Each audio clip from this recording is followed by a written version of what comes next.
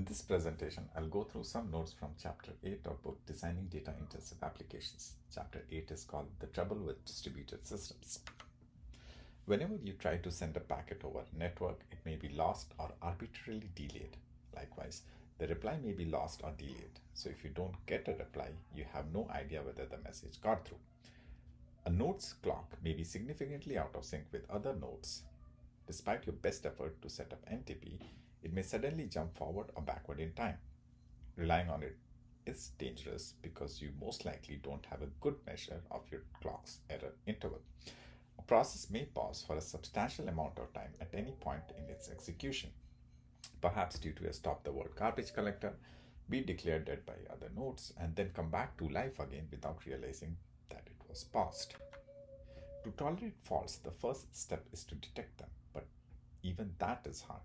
Most systems don't have an accurate mechanism of detecting whether a node has failed, so most distributed algorithms rely on timeouts to determine whether a remote node is still available.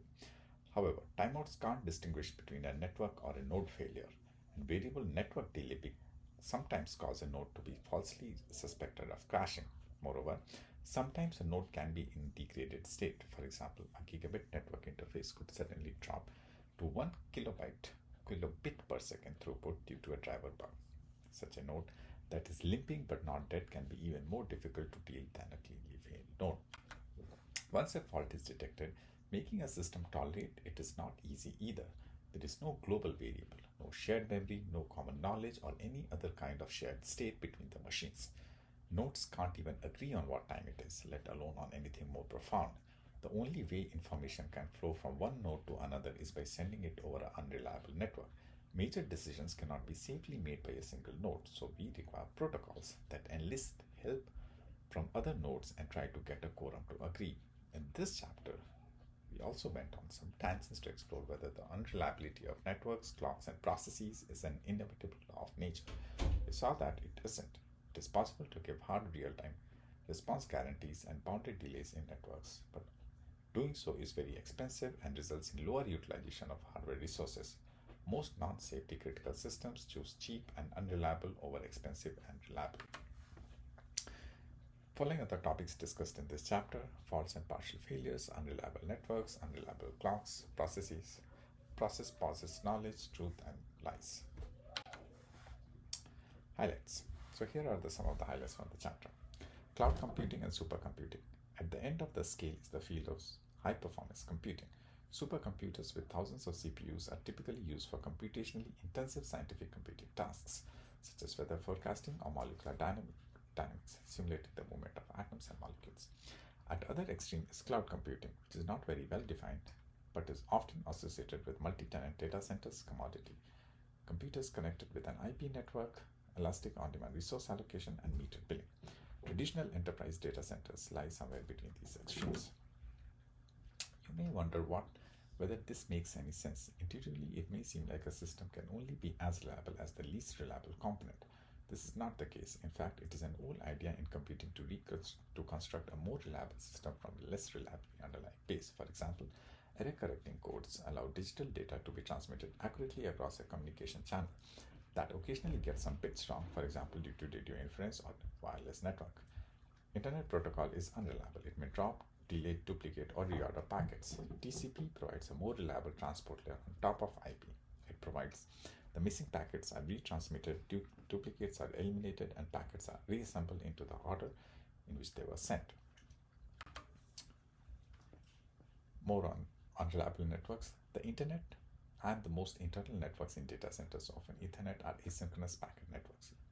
In this kind of network, one node can send a message to another node, but the networks give no guarantees as to when it will arrive or whether it will arrive at all.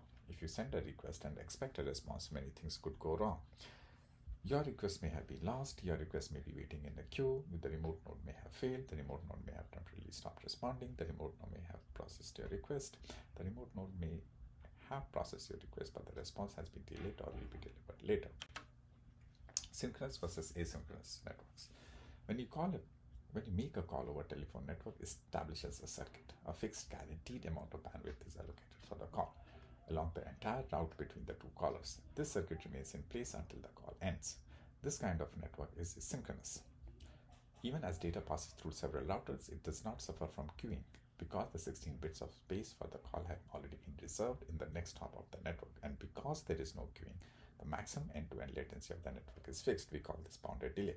Note that a circuit in a telephone network is very different from a TCP connection. A circuit is a fixed amount of reserved bandwidth which nobody else can use when the circuit is established, whereas the packets of a TCP connection opportunistically use whatever network bandwidth is available.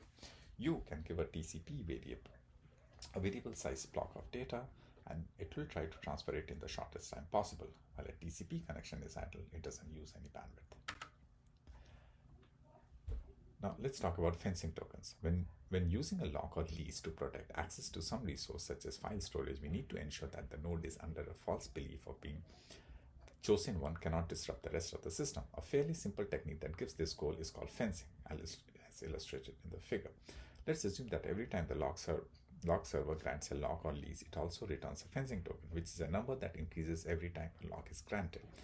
We can then require that every time a client sends a request response to the storage service, it must include its current fencing token. In the figure, client 1 requires the lease with a token of 33. But then it goes on into a long pause and then lease expires. Client 2 acquires the lease with a token of 34 and then sends its write request to the storage service, including the token 34. Client 1 later comes back to life, sends its write request to the storage service, including its token 33. However, the storage server remembers that it has already processed a write higher than token number 33, which is 34, so it rejects the request with the token 33. Byzantine faults. Fencing tokens can detect and block a node that is inadvertently acting in error. However, if the node is deliberately wanting to subvert the system guarantees, it could easily do so by sending messages with a fake fencing token. Distributed system problems become much harder if there is a risk that nodes may lie. For example, if a node may claim to have received a particular message when in fact it didn't, such behavior is known as a Byzantine fault, and the problems of reaching consensus in this untrusting environment is known as Byzantine generalist problem. System model and reality. Synchronous model. The synchronous model assumes bounded network delay, bounded process pauses, and bounded clock error. Partially synchronous model. Partial synchrony means that a system behaves like a synchronous system most of the time, but it sometimes exceeds the bound of the network delay, processes pauses, and clock drift. This is a realistic model for many systems. Most of the time, networks and processes are quite well behaved. Otherwise, we would never be able to get anything done. Asynchronous model. In this model, an algorithm is not allowed to make any timing assumptions. In fact, it is not even a clock. Some algorithms can be designed for the asynchronous model, but it is very restrictive. Crash stop faults. In the crash stop model, an algorithm may assume that a node can fail in only one way, namely by crashing. This means that the node may suddenly stop responding at any moment, and thereafter the node is gone forever. It never comes back. Crash recovery faults. We assume that node may crash at any moment and perhaps start responding again after some unknown time. Byzantine faults. Nodes may do absolutely anything, including trying to trick and deceive other nodes. Correctness of an algorithm. Here are the property. Uniqueness. No two requests for a fencing token return the same value. Monotonic sequence. If a request X return token TX and request Y return token TY, X completed before Y, that means TX is less than TY. Availability. A node that requests a fencing token does not crash eventually, receives a response. Safety and liveness. To clarify the situation, it is worth distinguishing between the two different kinds of properties, safety and liveness properties in the example. Uniqueness and monotonic sequence are safety properties, but availability is a liveness property. What distinguishes the two kinds of properties, you may ask? A giveaway is that liveness properties often include the word eventually in their definition. And yes, you guessed it, eventually consistency is a liveness property. Safety is often informally defined as nothing bad happens, and liveness as something good eventually happens. However, it's best to not read too much into these informal definitions because the meaning of good and bad is subjective. If a safety property is violated, we can point at a particular point in time at which it was broken. After a safety property has been violated, the violation cannot be undone, the damage is already done. A liveness property works the other way around. It may not hold at some point in time, but there's always hope that it may be satisfied in the future. That's all I had in this presentation. This concludes the Chapter 8 notes. Hope this was useful. Have a nice time, and like and subscribe for more such content.